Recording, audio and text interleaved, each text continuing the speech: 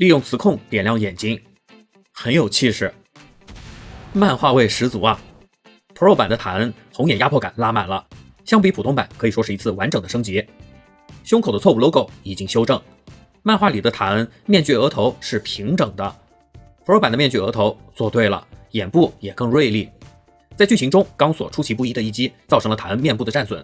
不同时间线的回忆中，塔恩也有摘下面具露出真容，所以 Pro 版的面具战损做得更明显。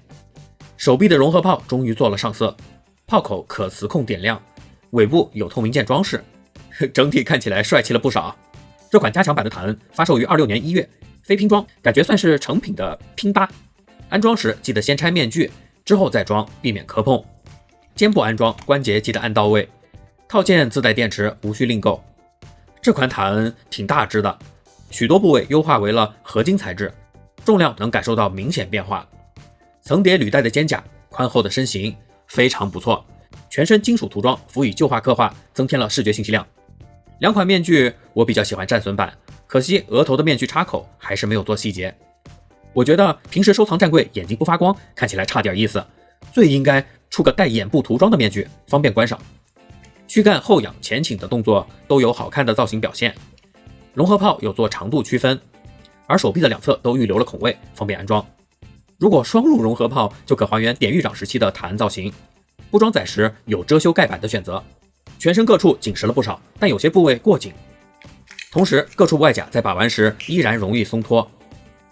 胸口装甲可轻微波动，让位给蝴蝶骨关节可向前翻转，并且整个肩关节底座可翻转上抬。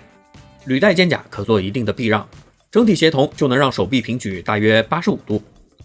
融合炮和肩部互相有干涉，倾斜避让才能顺利安装。如果进行错位安插，倒也可以和手臂平行了，但很松。胯部关节扭动后可下拉，提升更多大腿可动空间。